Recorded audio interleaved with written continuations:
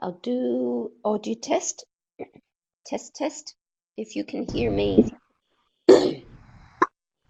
Hi, Kitty, can you hear me? Yes, Werner, I can hear you perfect. Right. You can hear me a bit.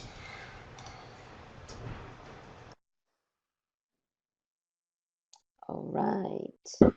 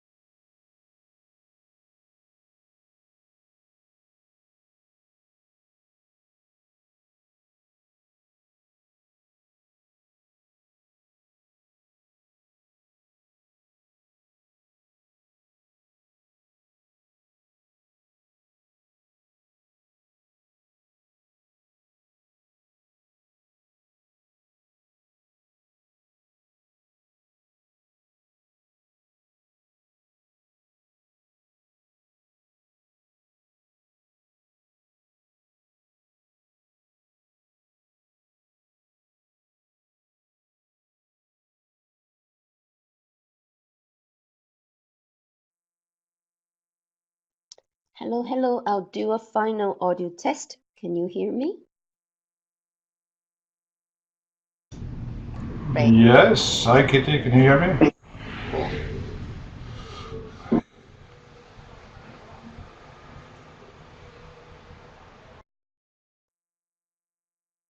All right. I think it's time for us to start. Hello, everyone. Good afternoon to most of people. I believe most people are from Asia. Welcome to National Geographic Learning Asia webinar. My name is Kitty. Hello. And I work for National Geographic Learning Asia, and I'm the host of this webinar today. At National Geographic Learning, our mission is to bring the world to the classroom and the classroom to life. And we have exclusive partnership with both National Geographic and TED. And this partnership has allowed us as an educational publisher to create a unique offering of English language teaching and learning materials from kindergarten through university. One thing to mention is for every National Geographic Learning Asia webinar, you will receive a thank you email, like about 1 week after this webinar, which will contain a link to the recording of the webinar, a link to the webinar slides, and also a certificate of attendance. So do make sure you will check your email 1 week later. Before we start our webinar, we'll do a little bit technical check. First, the chat box. I believe most of you have already use the chat box, but this is where you can input and write down, type in your questions during the presentation. And we will also have a Q&A at the end. Also, during the presentation, our presenter, Werner, today will ask some questions with polls, like what you can see here on the screen. So when you see a poll, do remember to click on the answer or write your answers as quickly as possible. So now I would like to introduce our presenter today, Werner Kuhn. Werner has been an ESL teacher for over 16 years in Taiwan, with experience teaching at all levels from kindergarten through to adults. Werner is a strong believer in lifelong learning, believing that teachers should consistently examine their own teaching in order to grow as educators. He has been a featured speaker for National Geographic Learning, leading teacher training locally as well as abroad.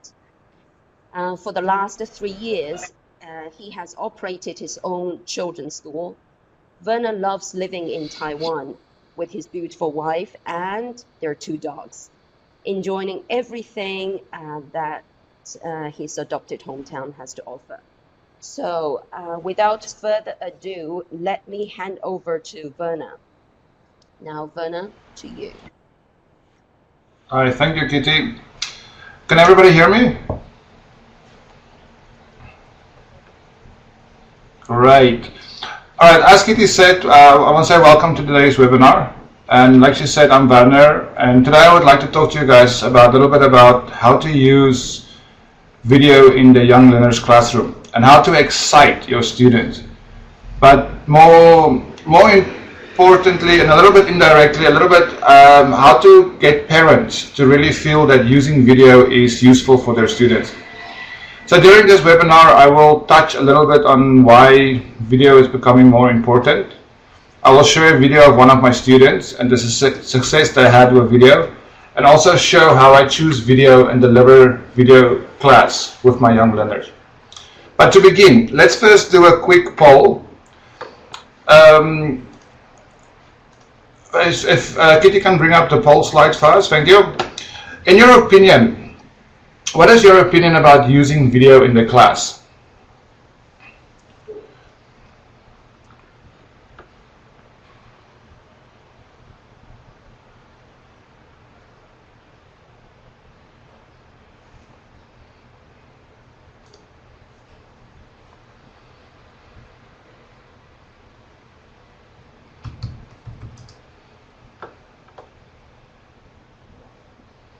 Alright, you guys must remember to click on the poll there.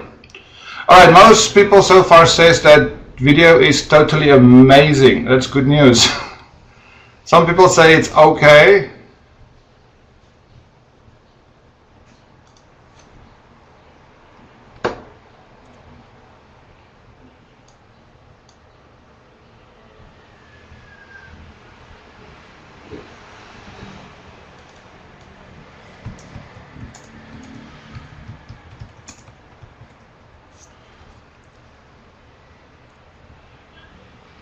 Alright, I think we can close the poll.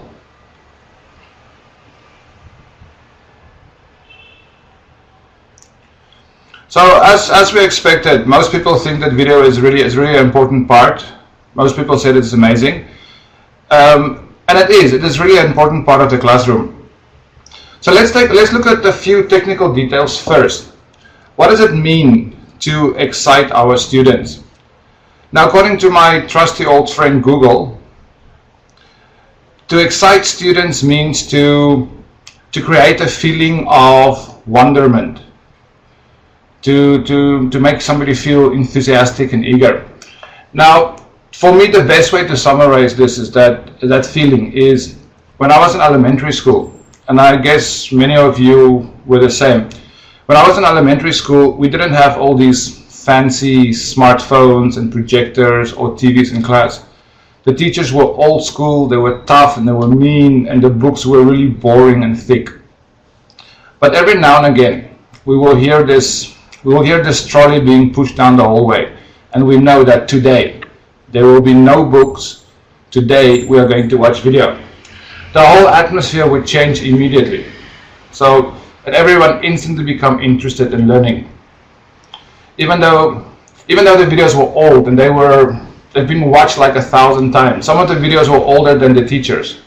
But no matter what, just having that video in the class and watching that really got everybody excited during this class video.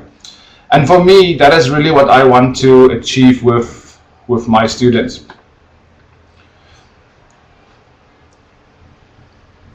All right. So let's look at the next slide, and let's first go to the chat box. And in the chat box, you guys can quickly tell us, like, do you use video in your class? And please, you can also add how often do you use it.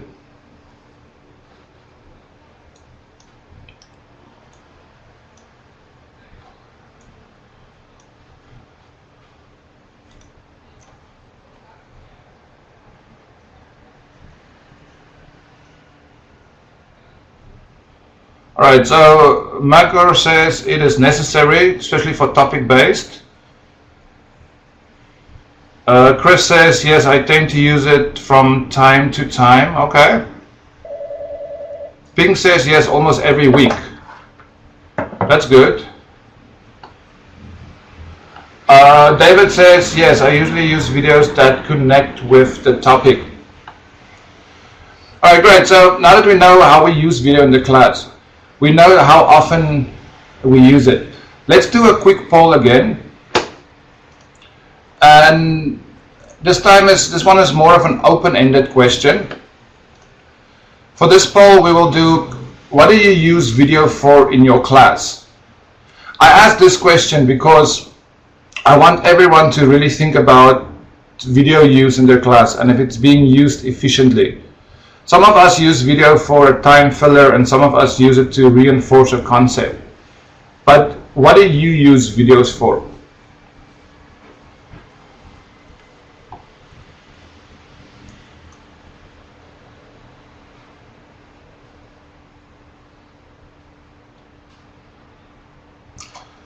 Marinella say enrich a topic. Okay. And Magwarsel lead in and review. Okay, so open to start a class and then to review it at the end.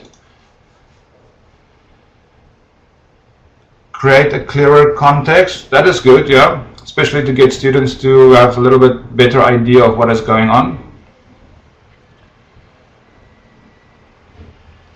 I think it may arouse kids' interest soon, yeah.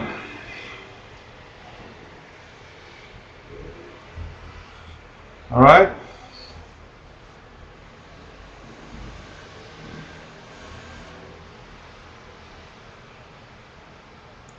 To build background, that is really important. Videos really help to build a lot of background for students. To show kids a story, to give them some examples, okay?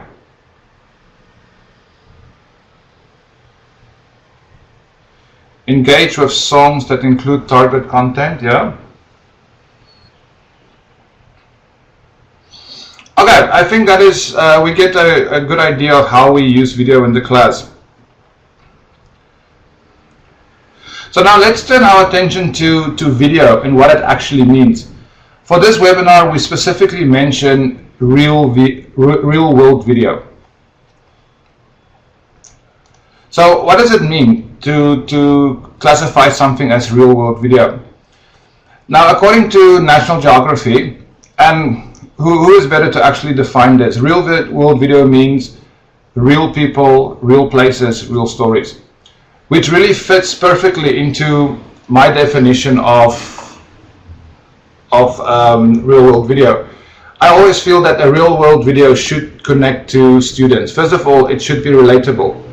So students must be able to take this video and connect it to their lives. It needs to be something that they probably have experienced before.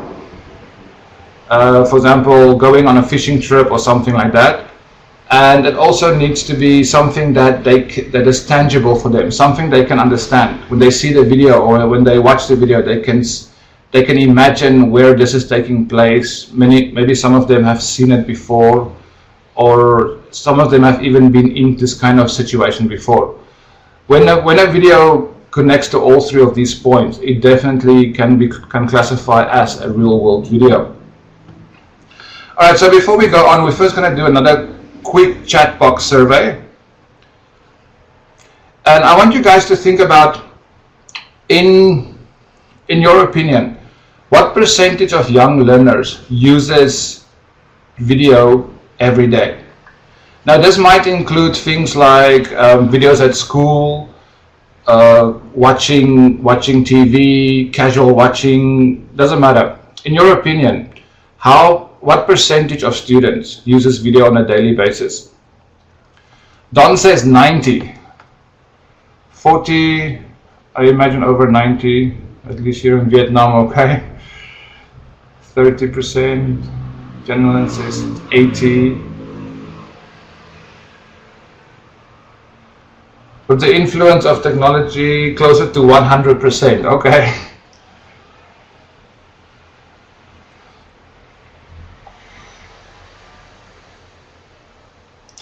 Ping says 50% probably.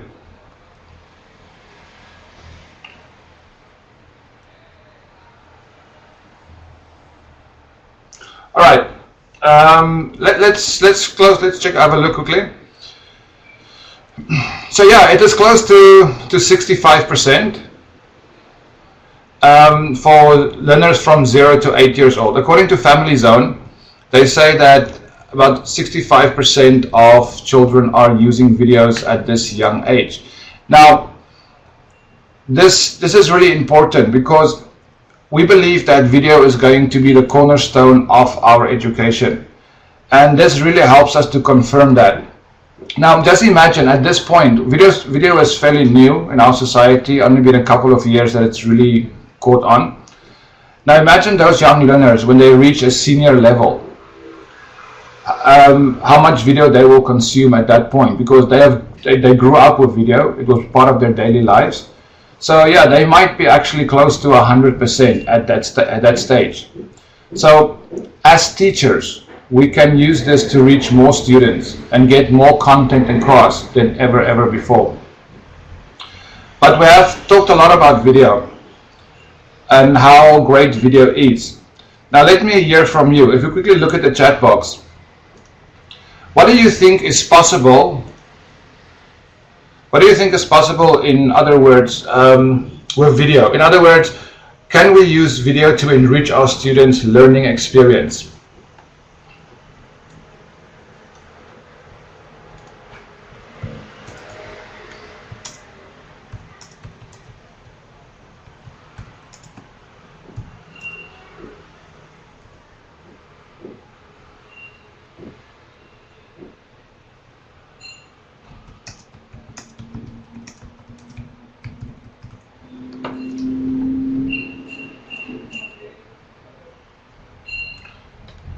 Chris says reinforcing content in visual media is a way not always possible in the classroom.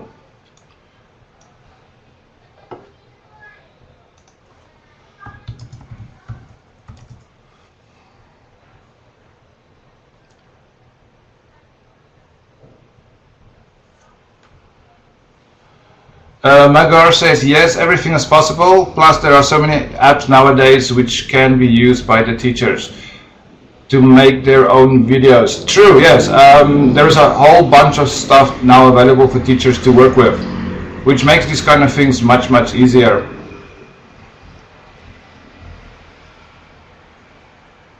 Tien says to have a foundation of good pronunciation, yes, because you have somebody that can model speaking for you constantly.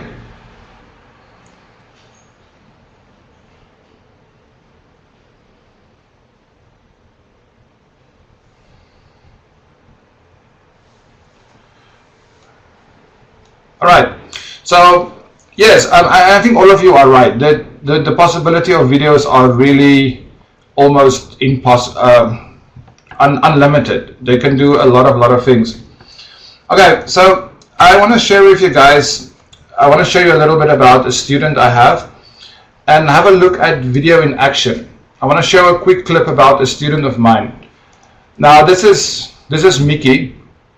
He's age 10 years old, and his hobbies include obviously watching YouTube and learning about planets. So I'm going to ask Kitty to first show the video for us, and then after that I'll talk a little bit about Mickey and his situation.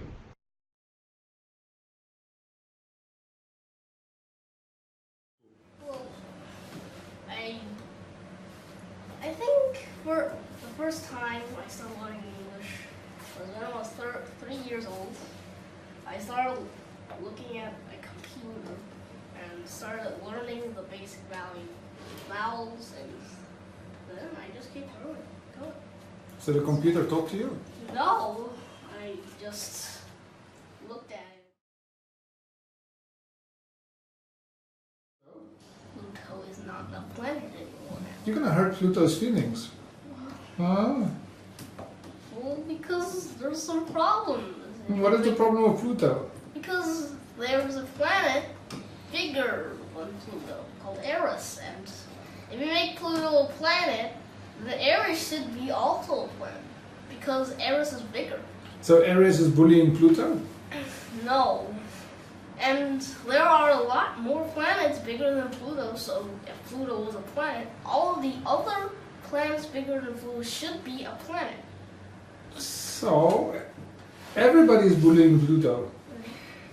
Huh? So all of these other planets that are too small are called dwarf planets. Dwarf planets, okay. So can you name the 9 planets? Yes. Let's go. Mercury, Venus, Earth, Mars, Jupiter, Saturn, Uranus, Neptune, and Pluto.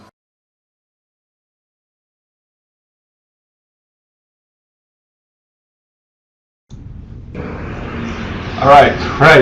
So you guys can see from Mickey's video that he's pretty confident in speaking English. He's very relaxed, and he almost have a little bit of a native-like ability to him. Now, what is impressive about Mickey is that he came to our school around about 3 years ago, and he started learning English when he was 3 years old only. And once he got enough English so that he could watch more videos, he started teaching his sister how to speak English as well, because he got bored and there's nobody to talk to him. So he taught his sister how to speak English. And the most amazing part is both his parents can speak English. Neither of them can speak English. So everything he learned was solely through watching videos. Now, for the first 2 years when Mickey came to us, there wasn't much I could actually teach him because his English level was really good. He had a little bit of pronunciation problems, and so on the first 2 years, we actually just taught him how to pronounce better and some social skills. And today, it's been 3 years later, and you guys can see Mickey's ability is really, really good. And what is amazing about him is that this level of knowledge he has acquired. And is actually one of our best students right now, because he can speak fluently, he's confident in English, but most importantly, he is a really, really interesting person. He can talk about so many topics.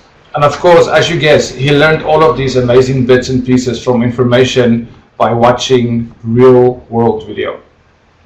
So this is a little bit about what is possible with watching videos. Obviously, Mickey is a very special case, but if one student can do this by watching videos, just imagine how much we can do by introducing video to our class and getting and reaching more and more students. Alright, so we looked a little bit about what is video. We looked at why video is important and what can be done with video. Let's turn our attention to how I use video in my class. And let's start with why I like video so much. Now first is, like I mentioned before, when I was an elementary student, the excitement video brought to me. And as a teacher, I hope that I can bring that level of excitement to my students as well. The first reason why I like video is that it sparks interest, which is really, really important. I will say this a few times today, but to get students excited about the topic, to get them interested, to get them to feel like they really, really want to learn. That is why we use video, why we can use video so efficiently. And the active to pay attention to the lesson. You can see them absorbing all these new bits and pieces of information. The second one that is a little bit related to the first one is it promotes discussion. Because students are interested in the lesson, because it sparks their interest, they are paying attention to what's happening. So it becomes, they also want to discuss, they want to talk to each other, they want to share their opinions with each other. So that brings out that students start sharing with each other. They will give their opinion, they will say what they think, another student will add to their point, which means that slowly they start building these discussions that can actually become really, really interesting. And the third part, and probably the most important part, is it creates output.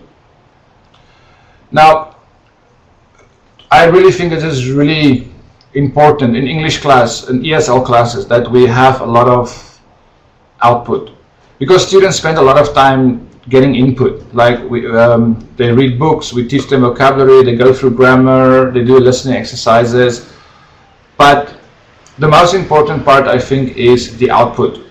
And videos really allows us to create those output with students, because they watch a video, they get a little bit of input, and then they move into an output stage. They have discussions, they share their stories, they bring in their own opinions.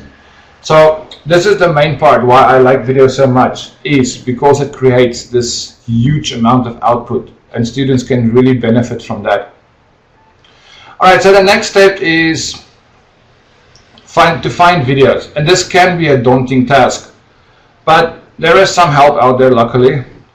First of all, places where I like to find videos is especially from National Geographic learning places like Our World. The series has really amazing video content that comes with the program. I also enjoy things from National Geographic Kids and National Geographic Learning. They both have interesting videos that is good for students learning, normally have some interesting topics that they can talk about. But finding videos is a more permanent thing, and it's something that it becomes kind of like a lifestyle. And we do this while we are browsing our social media, while we are watching online videos. And if you see something, you should save it, because you never know when you will need it. It's a really important part. Finding a video just on a specific day can be quite difficult. But if you make it a part of your lifestyle, then you keep saving videos as you see them. My friends share a lot of videos with me. They just want to share something funny through Facebook or Instagram or Line or WeChat, on different places. They share interesting stuff. And some of those things are great for the English classroom. It is exciting, it's a little bit funny, it will definitely catch the students' attention. Alright, so we looked at now where to find video. Let's look at how to choose a video. Alright, so the first thing that we have to do is choosing the right video is definitely as important as the video itself. The video should have a hook or an interesting side. The one thing that makes even the most, that is the one thing that makes even the most aloof students pay attention, is that interesting part. Therefore, when looking for videos, we have to keep the following three things in mind. What is the topic of our video? Does it relate to our content, and how does it relate? If the video you want to show extra is similar to another video that's in the content, it's almost the same thing. We are looking for something to create excitement, to create amazement, because the videos that comes with the course material is already amazing. But we want to make it even better, so we try to find these more interesting things. So you have to understand, how does your video relate to your topic. The next one is, what is the interesting side of your video? What inside this video is truly amazing? What is the thing that you are going to stop and show them, like, oh, this is the part that I think is really cool. And then the third part is, like I said before, what have you seen recently that is related to this topic?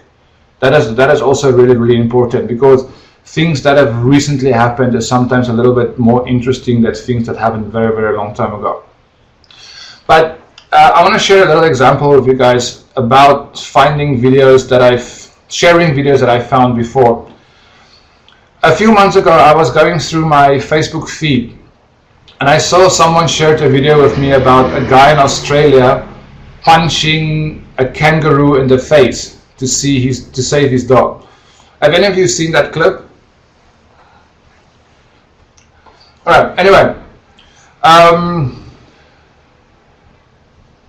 Marilla and Chris, Marilla say yes, Chris say not yet. Chris, definitely go search. You can go search for it. It's just called Guy Punch Kangaroo in the Face. It was hilarious. But anyway, being a video teacher, I naturally saved this clip, because it was interesting, it made me laugh, but I had no idea how I actually will use this in the future. I just liked the video. And just a few weeks later, I was actually teaching a lesson in Explore Our World, level 3, called Helping Hands. It's about people helping animals, and it was a great opportunity to share this specific clip with my students, because the unit's about helping animals, and this guy was helping his dog. And immediately I knew this is the kind of video I need to share. So to make the whole story short, after sharing the video with the students, it was definitely the best conversation class we had that whole semester. The students were really excited, and they were like sharing other things of other videos they have seen about people helping animals, or even animals helping animals.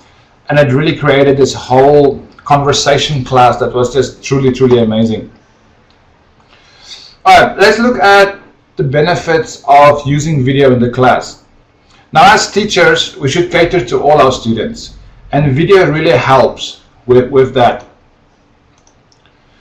Videos have quite a few benefits, but some of the things I think is probably most important is it is a good thing for visual learners.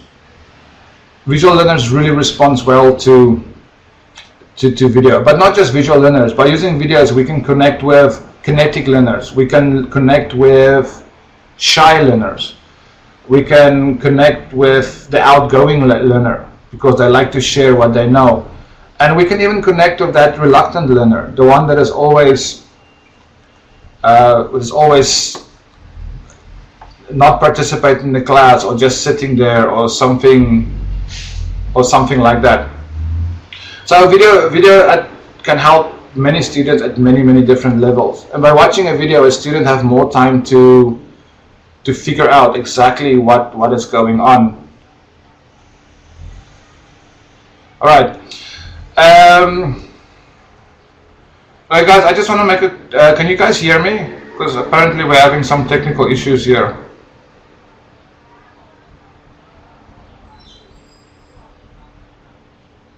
Alright, great. So we are back online. Great. So because video offers something to different students, everyone gets something different from a video. But it helps us to connect the English classroom with students' lives, which makes English a relatable subject to them. Which, like I said in the beginning, it was relatable as one of the three things that real life video should connect to. Okay, I think it's time for a little chat box, another chat box question. So let's look at the next one. Do we have it? There we go. Alright, what are the most common young learner topics that you guys come across in your material? But please do not say food or family. Any other two except food and family.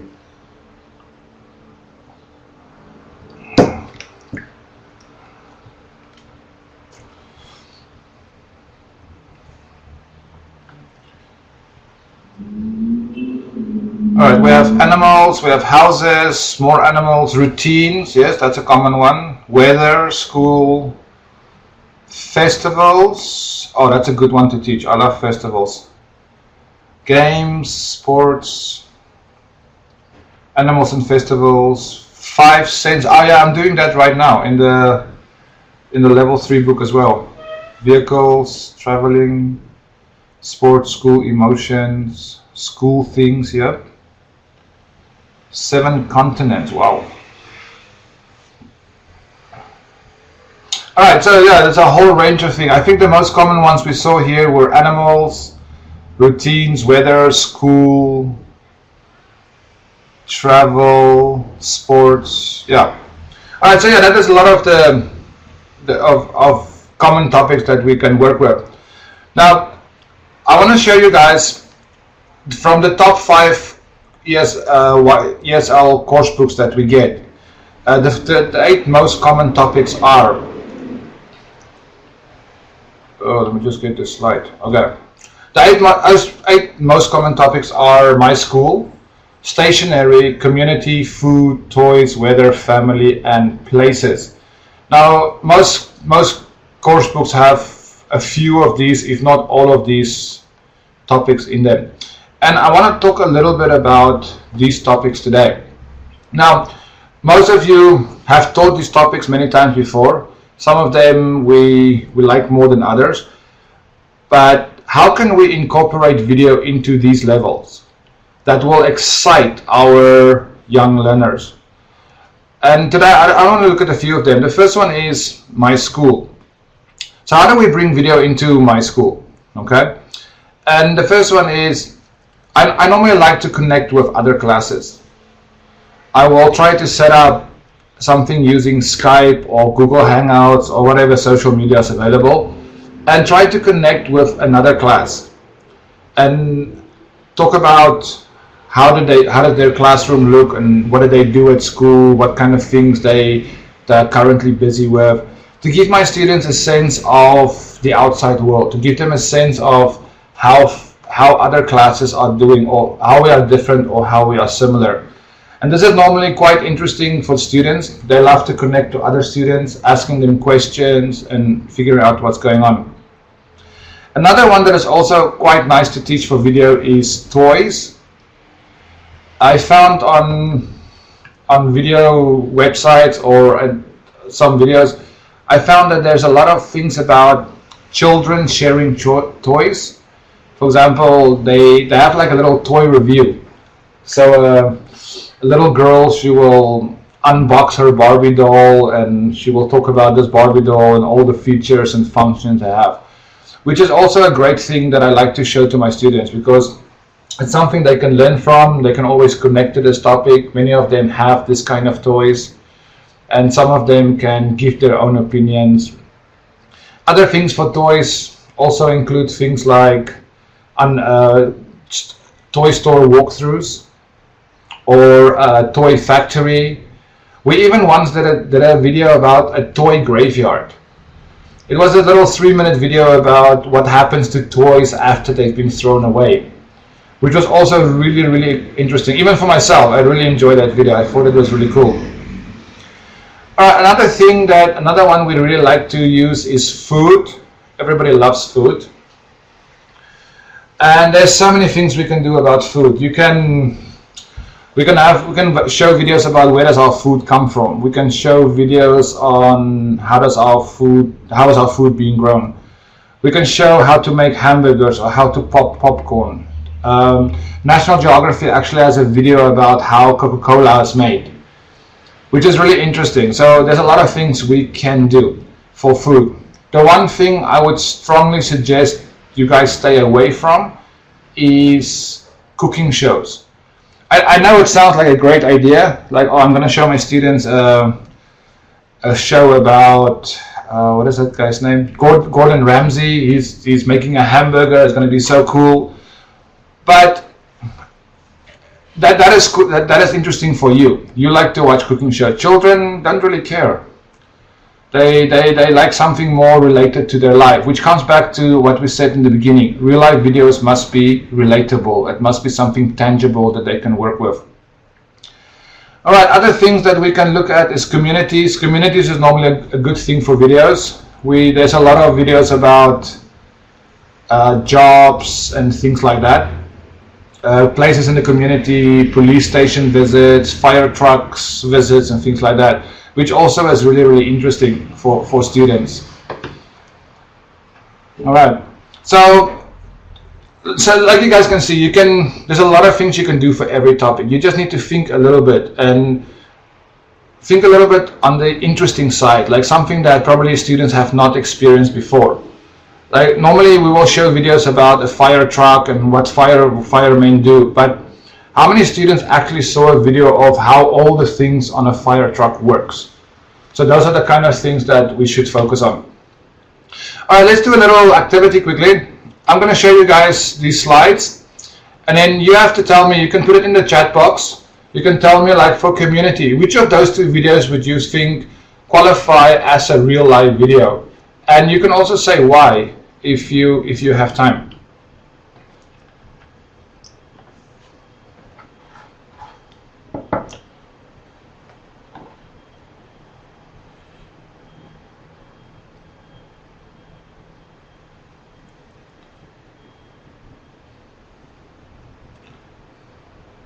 Yeah, for community, I think most people will agree that the B video is more real life video, right?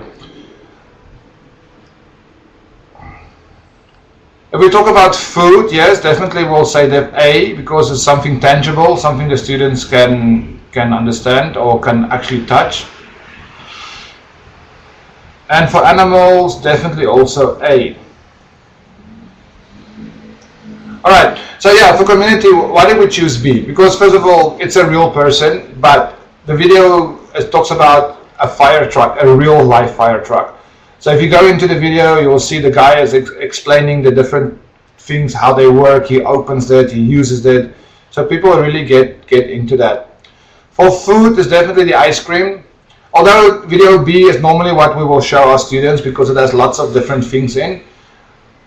To excite students, normally we can focus on one specific thing and show how to make ice cream or how to make something colorful that they will actually like. And then finally, for animals, video B again talks about different animals. It will introduce things like horses, cows, pigs, etc.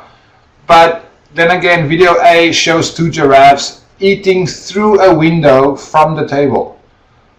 Now that's the kind of things that really will excite students. They will like, oh my god, a giraffe eating from my plate. Alright, so that's the kind of things that really makes them want to pay attention to this class. Alright, so we figured out what is real life video. It's time that we actually look a little bit at how to teach a video lesson and put all of these ideas into practice. A video lesson normally has 3 parts. We have the pre-discussion, we have the actual video class, and then we have the post-discussion. So let's first look at the pre-discussion quickly. Now for this lesson, I chose a video from Explore Our World Level 1, Unit 8, specifically the video about baby animals eating.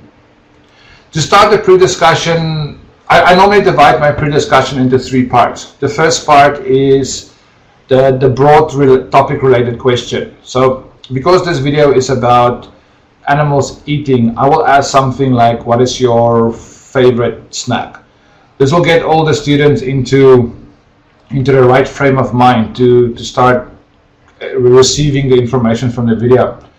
Once we have finished that discussion, we will follow up with a more focused question, something that will give a little bit more precise answers. Things like, can monkeys or giraffes drink chocolate milk? Can they eat candy? Or even go back to the video we saw about the giraffes. Can they eat from your plate? So here students will answer a little bit more precisely. They will say like yes or no, or I don't think so. And we can always ask them to elaborate why they have this point of view. And then normally my last question is to connect my pre-discussion to my actual video lesson. So I will ask a very specific question. For example, in this case, I will ask, what snacks do animals like to eat? So now the students stop speculating and they actually go into facts. For example, they will say that monkeys eat bananas and this one eats that. Okay. So now that we are ready, now that we went through the pre-discussion, we get ready to actually focus on the video lesson itself. Alright, so before we start, so during this video lesson, we need to, videos is just like a book. It's like a moving book basically. So just as you go through a book or you read a story, you will stop, you will explain certain things, you will point out interesting points. Now, videos should not be any different. So we will play the video and then we will go through it, we'll stop at certain parts and we will point to interesting things, or we will point to things that we think is good for them to pay attention to.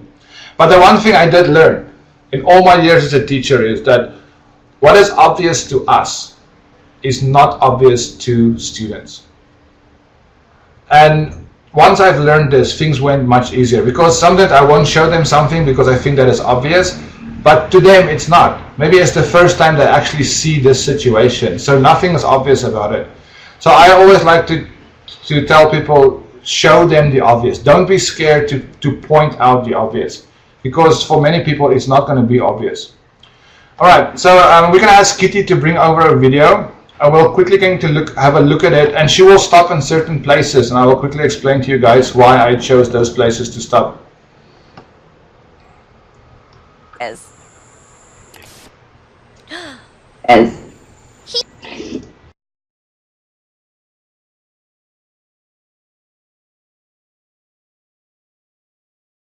He's eating.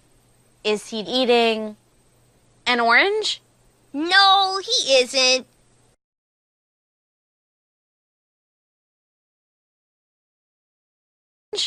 No, he isn't. All right.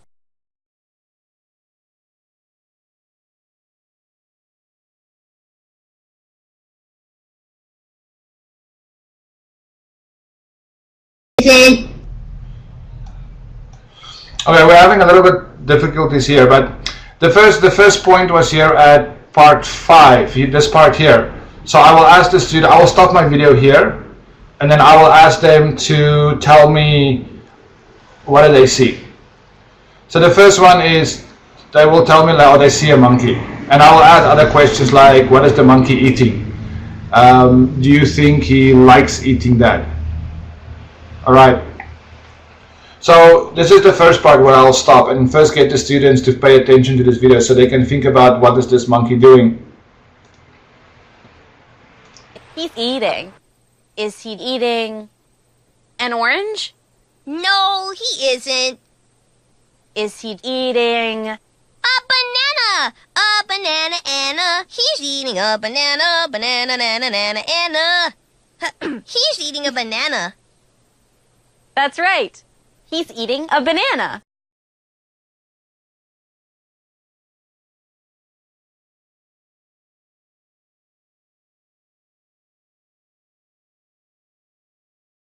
Alright, the next part I will normally stop here because it's not very clear to see, but the monkey's canines are quite long. So this is where I'll stop the video and show that to my students. Like, we know that monkeys have long teeth, but students probably don't realize that. In their minds, monkeys tend to be cute, monkeys tend to be fluffy and funny, and so I like to show them this kind of amazement, this kind of interesting fact, to see how long that tooth is. And then I will ask things like, imagine what monkeys can do using those kind of teeth. That's right. That's right. He's eating He's a banana. eating a banana. He isn't eating an orange. He's eating He's a eating banana. a banana. What's next, What's Anna? next, Anna?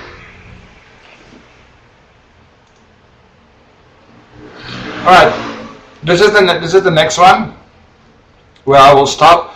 And this is a little bit because my video is almost finished, so I will connect my video lesson to my post discussion. Alright, so here I will stop a little bit about also like what is the animal doing and what are they drinking and things like that. But more importantly, the reason why I show this is because it helps me to move from my video lesson to my post discussion. Alright, so we're quickly gonna have a look at the post discussion.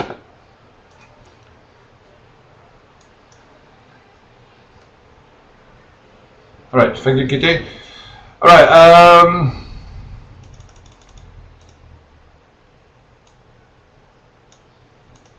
so here's our post discussion. So this is after we have done we have done the video lesson, and now we have to bring everything to a close. So the first thing I like to do is I will ask them questions like, what do you remember from the video? What was the most interesting part about the video? Little questions like that to get them to think about things they have just seen, to help them also cement this idea into their minds. And then after that, I will normally work into a group activity, something the students can do to help those kinetic learners also learn a little bit more. So here, the last video I showed was the one of the little baby drinking the milk. So we will do a little mini lesson on baby animals and names for different baby animals. For example, like what is a baby monkey called, or what is a baby puppy or a kitten or a baby dog or a baby cat called. So that also gives the students a chance to learn a little bit extra related to this video, which at the end of the day makes our video classes much more beneficial for our students. Alright, so these real kind of videos, this kind of add-ons really adds value to our video lessons, and it really helps us to take our videos from ordinary to amazing, and to ultimately it helps us to excite young learners with real-world video. And finally, there's 4 things that I want you guys to remember from today's webinar. The first one is stay away from normal. And what I mean here is like try to find the excitement in everything you show them. It doesn't matter if it is course material or an external video, fine.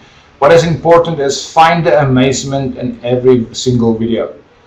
It will really help to open your students' eyes to something that maybe they would have missed normally. Second point is, like I said before, point out the obvious. It will really help your students to see why you chose this video and why you think that is important.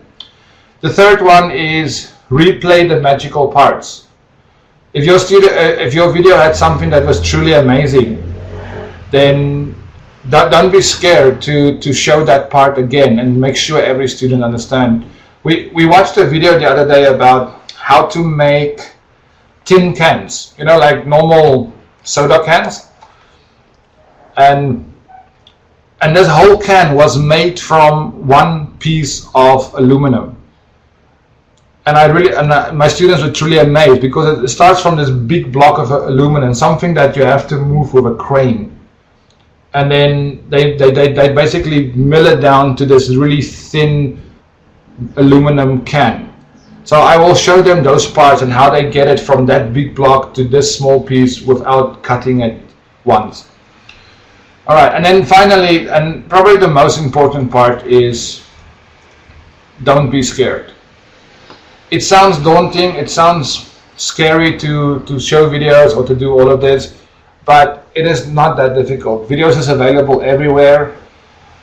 Many course programs comes with their own videos, sharing websites, social media. There's really a lot that you guys can do with videos. All right, I think that's all the time we have. I want to thank you guys for spending this few minutes with me. I hope you learned something today that you can apply in your classroom as soon as possible. And we are welcoming Kitty back to help us with a quick Q&A. Yep. Kitty? Everybody hear me now? All right. So now, if you have any questions about using videos to teach young learners, you can type in the chat box. And we still have several minutes for Werner to answer any questions you have.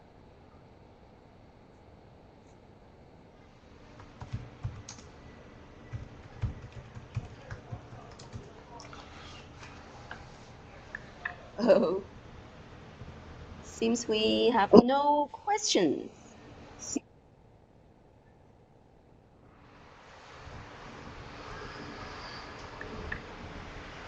Okay. What is your favorite topic to teach? Chris, can you hear me? Great. Definitely the one about festivals. There is so much about festivals to teach, and there are so many interesting festivals. And the funny part about festivals, the most interesting ones is normally here in Asia.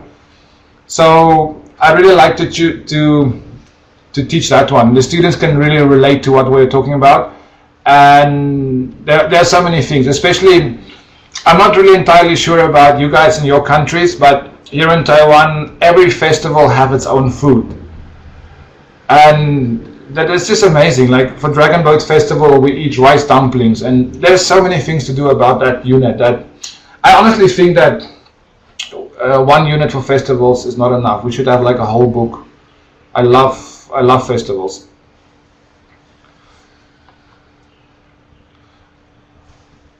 That's Werner's favorite topic. Festivals.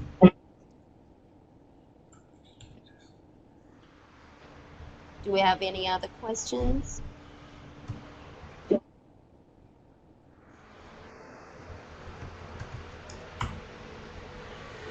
can see multiple attendees are typing. That's just wait for another 2 or 3 minutes. Yeah. Do you have a favorite resource for videos? Yes, I do. Except for because in my class we use Explore Our World as well as Our World, and the videos there is quite sufficient. But other than that, I do like to find videos from YouTube, interesting things from people like National Geographic Kids, or normally things about how things work or how it's made. Those things really, it's short videos and it's easy to show students, and they tend to like it. They tend to learn something new from every video. So yeah, except for course materials, I'll definitely say YouTube. How do you start your searches? I think about the topic I want to teach, and then I try to brainstorm 3 ridiculous things. And I start searching for that and see what comes up first. Because my whole point is to find something that is not normal, not the normal thing students will see. So yeah, I search, for example, if I search for festivals, I will search most dangerous, craziest festivals or something like that, and see what comes up. And then go through my videos and choose one that I think is suitable for my students.